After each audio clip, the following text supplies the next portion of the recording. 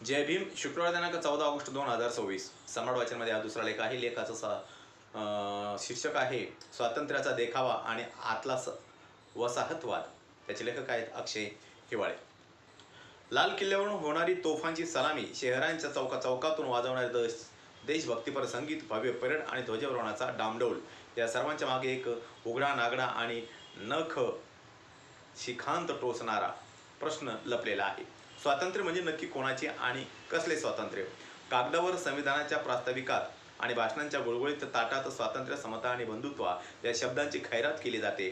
पण त्याच वेळी गावाच्या शिवाबाहेर फेकून दिलेल्या वस्तीवर जेव्हा जातीचे भूत दररोज एखाद्या माणसाचा श्वास गुदमरून टाकते, तेव्हा हा 15 ऑगस्टचा उत्सव एक क्रूर आणि उपरोधित नाटकासारखा वाटू लागतो.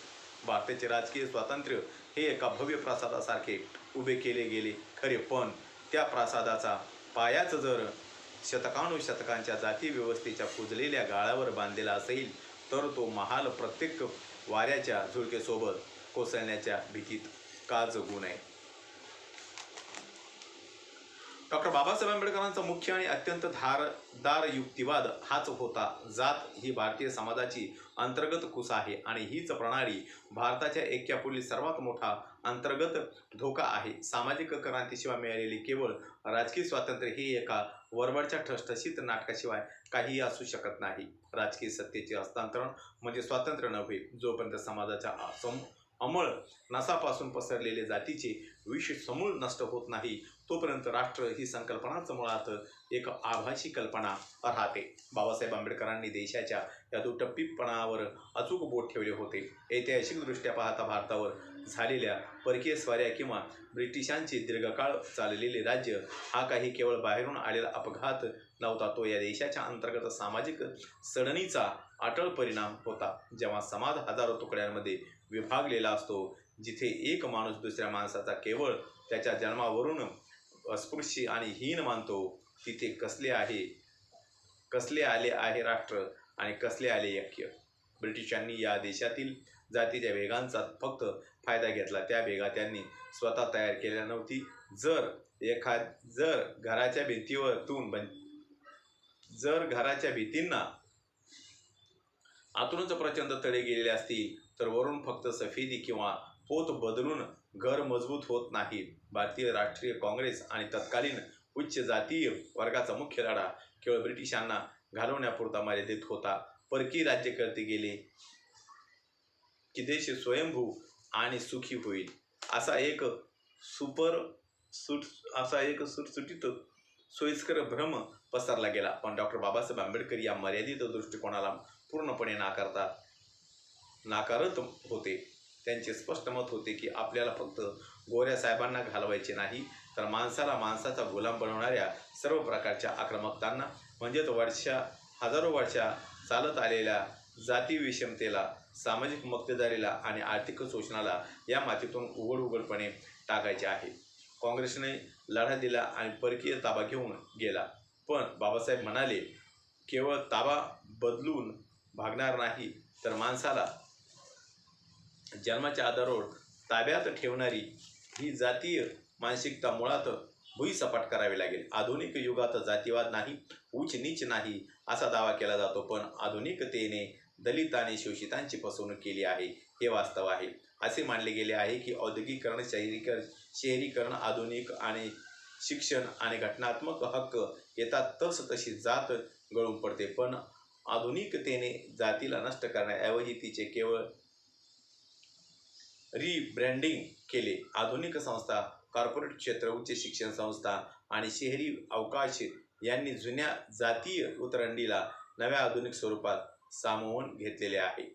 डॉक्टर बाबासाहेब आंबेडकरांनी ज्या शहराला जातीय बंधनापासून मुक्त होणारे समान नागरिकांचे मुक्त आवश्यक अवकाश मानले होते, ती शहरे आज काय बनली आहेत? आजची आधुनिक शहरे ही जातीय अलिप्ततेची नाही केंद्रे बनली आहेत. गेटेड कम्युनिटीज, झोपडपट्ट्यांचे आणि अनधिकृत वस्त्यांचे वेगळेपण, घर भाड्याने देताना विचारली जाणारी शाकाहार आणि आडनावाची गुप्त चौकशी आणि अनौपचारिक क्षेत्रातील श्रमाचे पुनरुत्पादन या सर्व आधुनिक अवतारावर जात अत्यंत जिवंतपणे मोकळा श्वास घेतला आहे. गेल्या 2 दशकातील म्हणजे 2006 ते 2016 घटनांचा मागोवा घेतला तर आधुनिक भारताच्या पांढऱ्या पेशा मुखवट्यामागचा जातीय चेहरा अधिक स्पष्टपणे उघडा पडतो. 2026 मधील उना म्हणजे गुजरात येथील घटना केवळ एका हिंसाचाराची घटना नव्हती, तर ती मृत जनावरांचे कातडे कमावण्याच्या पारंपरिक जाती आधारित कामावरून केलेली उघड जातीय मारहाण आणि जातीय दहशतवादाचे आधुनिक प्रदर्शन होते. त्याचप्रमाणे 2008 साली नंतर भीमा कोरेगाव प्रकरणाच्या आडून झालेला सामाजिक राजकीय संघर्ष हा दलितांच्या ऐतिहासिक स्मृतीचा आणि स्मृतींना कसे लक्षात केले जाते हे दाखवून देतो.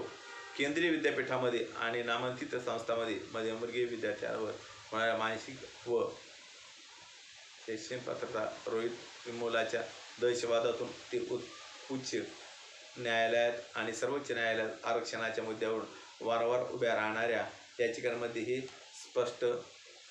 चित्र स्पष्ट करते की शैक्षणिक आणि प्रशासकीय संस्थांमध्ये अजूनही जातीय प्रवर्ग काही खोळंबलेला आहेत. पण या पुणे किंवा दिल्लीसारख्या महानगराकडे स्मार्ट सिटी या नावाखाली होणारी दलितांचे व गरिबांचे विस्थापन आणि अनाधिकृत वस्त्यांवरील बुलडोझरचा कारवाया हा केवळ पायाभूत सुविधांचा प्रश्न नाही. उच्चभ्रू सोसायटीमध्ये विशिष्ट जातीच्या किंवा धर्माच्या लोकांना घरे नाकारणे ही आधुनिक शहरी नेत्यांना केवळ मतांचे राजकारण करण्यासाठी आणि प्रतिकात्मक पय देण्यासाठी वापरले जाते. सत्तेच्या मुख्य कार्यालयात किंवा धोरणात्मक निर्णयामुळे त्यांना स्थान न देता शाहू फुले आंबेडकर चळवळीचा इतिहास एकतर सरकारी संग्रहालयात बंद करून त्याचे निरंतरीकरण केले जाते किंवा त्याला मुख्य समतावादी गाभा काढून घेऊन त्याचे मुख्य धारेत विलिनीकरण करण्याचा प्रयत्न केला जातो. एक छोटे पण प्रातिनिधिक उदाहरण पहा. IT क्षेत्रात काम करणारी उच्च शिक्षित आणि स्वावलंबी असलेली गौतमी जेव्हा पुण्यासारख्या या तथाकथित संस्कृतीच्या आणि शिक्षणाच्या माहेर घरात फ्लॅट शोधायला बाहेर पडते तेव्हा तिची पदवी, तिचा पगार किंवा तिचे वर्तन काहीही कामाला येत नाही. आम्ही आमच्या सोसायटीत विशिष्ट लोकांनाच घरे देतो हे उत्तर तिला कोणत्याही कायदेशीर चौकटीत बसवता येत नाही. ही घटना केवळ गौतमीची वैयक्तिक मानहानी नाही, तर ती आधुनिक भारताच्या त्या दांभिकतेची लक्तरी वेशीवर टांगणारी गोष्ट आहे जी एका बाजूला तंत्रज्ञानाची भाषा करते आणि दुसऱ्या बाजूला मध्ययुगीन जातीय मानसिकतेला गोंजारत. समानता हे शब्द ऐकायला खूप सुंदर वाटतात, पण सामाजिक लोकशाहीशिवाय राजकीय लोकशाही टिकू शकत नाही. ही आंबेडकरी तत्त्वज्ञानाची पायाभूत अट आहे. आजच्या भारताचे वास्तव असे दिसते की कायदेशीर हक्क कागदावर उपलब्ध असले तरी सामाजिक आर्थिक समतेचा घटक शून्याच्या जवळ असल्याने एकूण स्वातंत्र्याचे मूल्यच धोक्यात आलेले आहे. जात हा केवळ एका विशिष्ट समूहाचा प्रश्न नाही, तो या देशाच्या हिताला लागलेला कर्करोग आहे. जाती अंतर्गत वसाहतवादी आहे, बाहेरील शत्रूपेक्षाही अधिक घातक आणि सूक्ष्म आहे. सरकारी सोहळ्यामध्ये जेव्हा विविधतेत एकता आणि अखंड भारतच्या घोषणा दिल्या जातात तेव्हा त्या घोषणा दलितांच्या आणि शोषितांच्या दुःखावर मारलेल्या फटक्यासारख्या वाटतात. कारण जातीय विषमतेवर झाकण ठेवून उभारलेली एकता ही वाळूच्या किल्ल्यासारखी ढिसूळ असते. हे विचार केवळ नैराश्यातून आलेले नाही. आंबेडकरी विचार हा अंधाराची जाणीव करून देणारा असला तरी तो अंतिम सत्याच्या आणि आशेच्या प्रकाशाकडे नेणारा आहे. ही आशा कोणत्याही आंधळ्या किंवा भाबड्या विश्वासावर आधारलेली नाही, तर ती तत्वनिष्ठ संघर्षावर आणि नैतिक क्रांतीवर विश्वास ठेवणारी आहे. आपल्याला एका रॅडिकल लोकशाहीची गरज आहे जी खालील थरातून शोषितांच्या आणि वंचितांच्या संघर्षातून उभी राहील. सर्वसमावेशक शिक्षण, जमिनीचे आणि आर्थिक संसाधनांचे पुनर्वितरण, आंतरजातीय आणि आंतरधर्मीय बंधुभाव आणि घटनात्मक मूल्यांचे निर्भय रक्षण याच मार्गाने आपण आपल्या खऱ्या स्वातंत्र्याकडे जाऊ शकतो. या 15 ऑगस्टला हातातील तिरंगा फडकवताना चला स्वतःला एक विचारूया, आपण परकीय हुकुमशाहीतून तर मुक्त झालो, पण आपल्या आत बसलेल्या जातीय वसाहतवाद्यांना आपण कधी हाकलून देणार आहोत? जोपर्यंत शेवटच्या माणसाला सन्मानाने, भीतीशिवाय आणि समानतेने जगण्याचा हक्क मिळत नाही तोपर्यंत आपला लढा अपूर्ण आहे. जातीचा अंतर्गत वसाहतवाद उद्ध्वस्त करूया, तरच खऱ्या अर्थाने प्रजासत्ताक भारत स्वतंत्र होईल. जय भीम, जय हिंद, जय भारत. या ठिकाणी माझा व्हिडिओ संपलेला आहे. माझा प्रत्येक व्हिडिओ बघण्यासाठी माझ्या प्रत्येक व्हिडिओ लाईक करा, शेअर करा, सबस्क्राईब करा आणि बेल आयकॉनवर क्लिक करा. जय भीम, जय भारत, जय बुद्धभूमी.